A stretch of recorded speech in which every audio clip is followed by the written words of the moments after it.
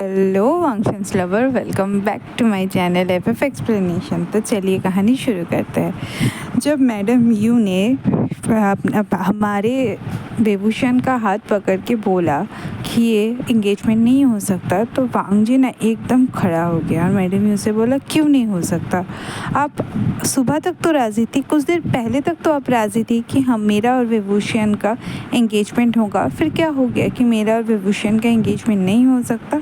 तो madam you ने कहा, क्योंकि तुम विभूषण के मेट हो, तुम उसके अल्फ़ा हो, इसीलिए तुम्हारे साथ विभूषण का इंगेजमेंट नहीं हो सकता।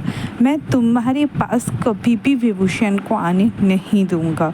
तो वांग जी ने एकदम गुस्से में, वो विभूषण को लेके जाने वाली थी, तो वांग जी ने एकदम गुस्से में विभूषण का हाथ पकड़ा और पकड़ के कहता है, कोई विभूषण को कहीं पे भी नहीं लेके जाएगा। आज उसका मेरे साथ एंगेजमेंट होगा, उसके बाद वो मेरे साथ क्लाउड रिसेस में रहेगा। मैं उसका मेट हूँ, मैं उसका अल्फ़ा हूँ और मैं उसको जाने का परमिशन नहीं दे रहा हूँ।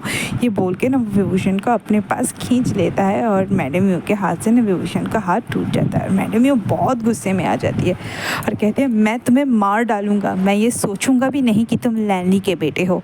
तुम विभूषण को मेरे पास छोड़ दो, वो मेरा बेटा है। एक अल्फ़ा को अपने ओमेगा के ऊपर जितना हक होता है, उससे ज़्यादा एक माँ को अपने बेटे के ऊपर होता है। होगा वो तुम्हारा ओमेगा बाद में, पर पहले वो मेरा बेटा है। तो एकदम ना वांग जी गुस्से में कहते हैं, वो आपका बेटा नहीं है, वो बौशन का बेटा है, और बौशन मेरी मम्मा का भी दोस्त है। लैली ना वहाँ पे चुपचाप बैठी थी और वे वांग जी बहुत गुस्सा हो रहा था और उसका जो अल्फ़ा था ना, वो उसके अंदर से निकल रहा था। गुस्से के अंदर से उसका आँख लाल हो चुका था और सबको पता था कि वांग जी बहुत शक्तिशाली है और वो ना कहीं बहुत डोमिनेटेड अल्फ़ा है और उसको अभी कोई भी शांत नहीं कर सकता। वो ना एकदम गुस्से में अपना बीचेन लेके मैडम यू को मारने, मतलब एकदम हर्ट करने के लिए जाता है और उसका ना फेरोमोन रिलीज़ हो रहा था। तो सब लोग ना अपने आप को ना एकदम नील डाउन होके बैठ जा रहे थे। लैनली भी ना अपने बेटे को कंट्रोल नहीं कर पा रही थी। वो ना एकदम प्यार बोल रहा था कि वांग जी ऐसा मत करो, खुद को शांत करो, वांग जी खुद को शांत करो। पर वांग जी कहाँ सुनने वाला था और उसका फेरोमोन रिलीज होता। सब लोगों ने ना नील डाउन कर लिया था, सिर्फ वहाँ पे चुपचाप विभूषण खड़ा था। विभूषण को पता था। तब ना लैनली विभूषण की तरफ देख के बोलते, प्लीज़ उसे शांत कर दो प्लीज़। तो विभूषण उसके पास जाता है और उसके सामने नील डाउन होके बैठ जाता है। वो ना देख के वो फेरोमोन रिलीज़ करना बंद कर देता है। उसका आँख बड़ा बड़ा हो जाता है। कहता है, तुम क्यों मेरे सामने नील डाउन होके बैठे? तो वांग जी को ना विभूषण धीरे से कहता है, मैंने खुद को सरेंडर कर दिया है, अब तुम शांत हो जाओ, अब तुम शांत हो जाओ लानवांग जी। विभूषण के मुंह से लानवांग जी सुन के ना वांग जी के दिल में थोड़ा सा दर्द होता है। वो विभूषण की तरफ देखता है, बोलता है, तुम क्या कह रहे हो?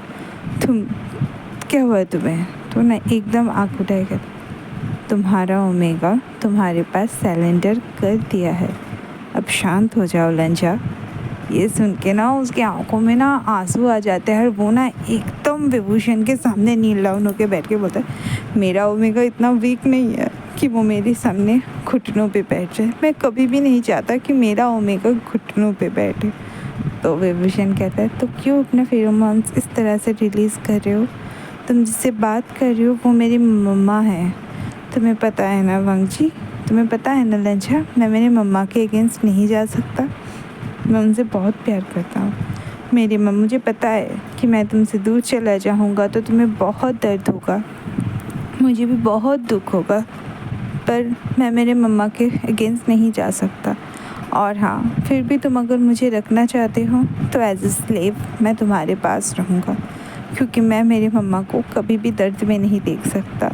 पर अगर मेरी मम्मा नहीं चाहती तो मैं तुम्हारे साथ भी खुश नहीं रह सकता वांग लंजा। तुम्हें ये समझना पड़ेगा और मुझे जाने देना होगा।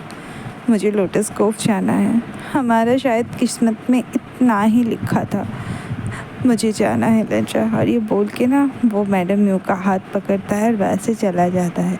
जिनशा, यानली, सब लोग वहाँ से चले गए थे और वांग जी ने वहाँ पे बस अपने प्यार को धीरे धीरे दूर जाते हुए देख रहा था। वो बैठ के ना बहुत रोया, उसका आँख एकदम लाल हो गया और वो जिनशी में जाके खुद को लॉक कर लिया। दूसरी तरफ विभूषण का हाल भी एक था। वो लोटस कोप तक किसी से बात नहीं किया। जब वो लोटस कोप पहुंचा तो वो बस अपने आप को एक रूम में बंद कर दिया। 3 से 4 दिन तक लंझा और वांगजी दोनों ने कुछ भी नहीं खाया था। मतलब हमारा विभूषण और वांगजी दोनों ने कुछ भी नहीं खाया था। दोनों बस एक दूसरे के याद में रोए ही जा रहे थे। मैडम ह्यू को ये अच्छा नहीं लग रहा था। लैन के पास से उसको खबर तो मिल रहा था कि वांगजी ने भी कुछ नहीं खाया था, पर वो अपने गुस्से में अड़ी थी। दूसरी तरफ लैन ली सुब के पास आता है और कहता है, क्यों कर रहे हो ऐसा? दोनों बच्चे बहुत दर्द में हैं, उन्हें छोड़ दो। तो यूँ कहता है कि नहीं छोड़ूंगा। तुम्हें पता है ना विभूषण के किस्मत में क्या लिखा है कि उसके अल्फ़ा के वजह से उसको सबसे ज़्यादा तकलीफ़ मिलेगा। वो अपने अल्फ़ा के वजह से सब खो देगा, अपना जान भी।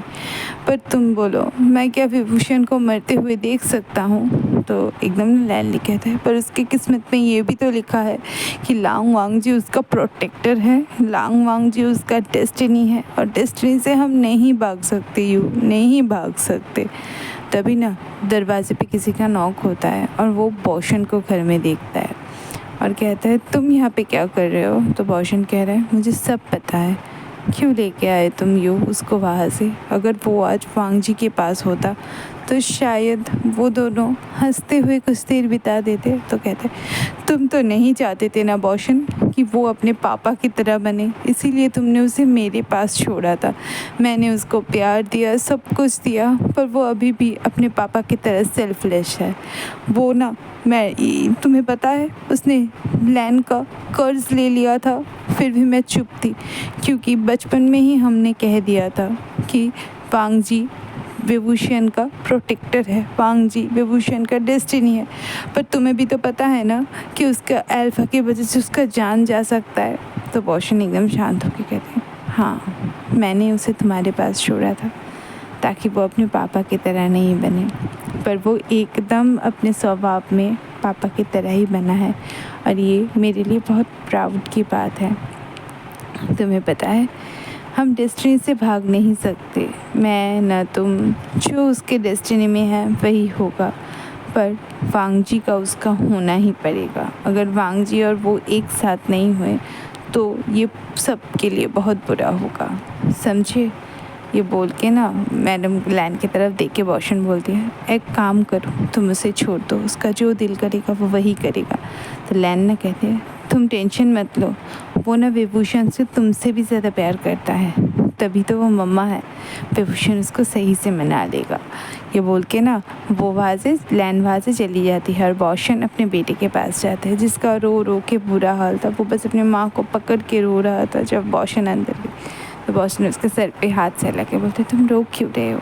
तुमने 4 दिन से कुछ नहीं खाया है, तुम्हें पता है लैनली ने भी नहीं खाया और तुम्हारी मम्मा ने भी कुछ नहीं खाया। तो वो ना एकदम रोतलू आंखों में मम्मा की तरफ देख के बोलता है, आपने कुछ नहीं खाया? तो कहता है कि मेरा बेटा अगर रोएगा तो क्या मैं खाना खा सकता हूँ? तुम बोलो। ये बोल के ना बॉशन मतलब एकदम ना बॉशन को छोड़ के हमारा विभूषण उसके मम्मा की तरफ, मैडम की तरफ जाता है और पकड़ के रोता है और कहता है कि मम्मा, मैं उसके पास नहीं जाऊंगा मम्मा, क्योंकि आपने मुझसे कहा है कि वो मैं उससे नहीं मिल सकता। जिस दिन आप मुझसे कहेंगे कि मैं उससे मिल सकता हूँ, उसी दिन मैं उसके पास जाऊंगा, उसी दिन मैं उससे मिलूँगा, उससे पहले नहीं मिलूँगा मम्मा, मुझे सही होना पड़ेगा। वो बोल के ना वो विभूषण को खिलाता है और सर पे हाथ सला के सुला देता है और जाते जाते कहता है, जिन क्लैन ने फिनिक्स माउंटेन पे हंट का इंतज़ाम किया है वहाँ पे भेजना, उसे सबको भेजना, उसका दिल अच्छा हो जाएगा।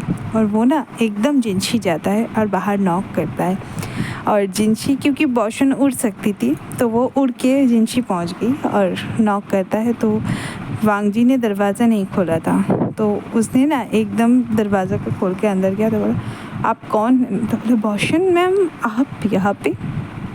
वांगजी का, 4 दिन से तुमने कुछ खाया क्यों नहीं है? तुम क्या मेरे बेटे को ज़िंदा नहीं रखना चाहते? तुम क्या अपने ओमेगा को अपने पास नहीं रखना चाहते? तो वो कहता है, वो अपने मम्मा के अगेंस्ट नहीं जाएगा, और मैं ना उसे मैं छीन के लेके आऊँगा और उससे शादी करके जिंदगी में लॉक कर दूँगा। तो वॉशरूम उसकी तरफ देख के कहता है तुमने जिससे प्यार किया है वो पिंजरे में रहने वाली चिड़िया नहीं है, वो उड़ने वाला चिड़िया है। तो जितना देर मिल सके उसके साथ हैप्पीली स्पेंड करो, जाओ बाहर जाके खा लो और वो तुमसे फिनिक्स माउंटेन के हंट पे मिलेगा, तब उसको प्यार से गले लगा लेना तो वो तुम्हारे साथ हो जाएगा। और हाँ, मेरे बेटे का ना ख्याल रखना, मैडम उससे बहुत प्यार करता है। ये बोल के ना भौशन भाई से चले जाते हैं और वांग जी ने भी खाना खाया क्योंकि उसने सुना था कि विभूषण भी कुछ नहीं खा रहा है। और वो लोग एकदम प्यार से ना दोनों सो गए। अब फिनिक्स माउंटेन पे जब जेंशा के साथ हमारा विभूषण खड़ा हुआ था तो ऑपोजिट में लैन चिचैन और वांग जी भी खड़े हुए थे। वांग जी ना विभूषण को देख के बहुत खुश था और थोड़ा दुखी भी था क्योंकि उसके आंखों के नीचे डार्क सर्कल्स आ गए थे और वो ना दुबला दुबला हो गया था क्योंकि उसने एकदम 7-8 दिन से अच्छे से खाना भी नहीं खाया होगा। और दूसरी तरफ वांग जी का हाल भी बहुत बुरा था, उसके आंखों के नीचे भी डार्क सर्कल्स आ गए थे, उसके होंठ पूरे सूख गए थे और मतलब हमारा विभूषण ना बस वांग जी को देख रहा था और ऐसे ना दोनों एक दूसरे की तरफ देख रहे थे। तो अचानक से विभूषण बोलता है सब ठीक ठाक है ना सेकंड मास्टर लैन। और विभूषण के मुंह से ना सेकंड मास्टर लैन सुन के वांग जी का दिल को तो एकदम ज़ोर का धक्का लगता है। वो कहते हैं ये ऐसा क्यों कर रहा है। वो वहाँ पे ना वांग जी को कुछ भी नहीं कहता है, बस अपनी लाल आंखों से कहता है हाँ ठीक है और बोल के दोनों के घर पे चले आते हैं। और हमारा यानली और जेंशा बाहर जो ना विभूषण के रोने का आवाज़ सुन रहा था। तो यानली कहता है हमें कुछ करना पड़ेगा, उसको ठीक करना पड़ेगा। तो जेंशा कहता है जी अगर हम उसको ठीक करेंगे तो हमें वांग जी को यहाँ पे लाना पड़ेगा, पर आपको पता है ना मम्मा ने अभी तक परमिशन नहीं दिया है। तो वो ना एकदम प्यार से कहते हैं कि कुछ नहीं होगा चलो। और वो जाके ना जिनजू शुआन से मिलता है, उसका होने वाला पति था। तो और उसको कह के जेबू जुन को मतलब वांग जी के ब्रदर को यहाँ पे बुलाता है। और ना वो ना एकदम जेंशा के साथ फ्लर्ट कर रहा था क्योंकि वो ना पहले से जेंशा को बहुत पसंद करता। तो वो कहता है क्या हुआ बोलो। तो बोलता है कि वांग जी को विभूषण के पास भेजना पड़ेगा। तो उसका भाई बोलता है वांग जी नहीं जाएगा क्योंकि सुबह विभूषण ने बहुत बुरा बर्बाद किया। तो बोलता है कि विभूषण ना रो रहा है। ये सुन के ना वांग जी ने एकदम आके होता है वो रो रहा है मैं उसके पास जाऊँगा। तो उसके दीदी उसका हाथ पकड़ कहता है अभी नहीं, हंट में कल हम विभूषण को अकेला छोड़ देंगे, सारा दिन तुम एक दूसरे के साथ बिता लेना और रात को उसे फिर से टेंट में छोड़ देना, ठीक है। उसके बाद का क्या करना है वो विभूषण सोचेगा। विभूषण ही मम्मा को मना सकता है पर वो खुद ही ये नहीं मानना चाहता कि वो मम्मा को मना सकता है, ठीक है। तुम विभूषण को शांत करना और मम्मा के विरुद्ध कुछ भी मत बोलना।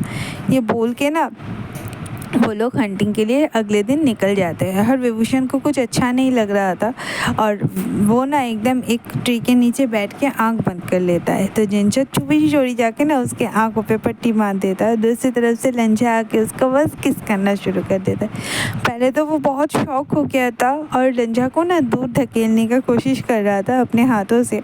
तो लंजा ने बस उसके हाथ को पकड़ा, सर के ऊपर रखा और एकदम पैशनेटली किस करना शुरू कर दिया। किस जब हुआ तभी वांग जी को मतलब हमारे विभूषण को पता चल चुका था कि वो वांग जी है और वो ना एकदम प्यार से उससे किस बैक करने लगा। और आज की कहानी मैं यहीं पे ख़त्म करती हूँ, देखते हैं कल क्या होता है। तो चलिए मेरे चैनल को लाइक कीजिए, शेयर कीजिए, सब्सक्राइब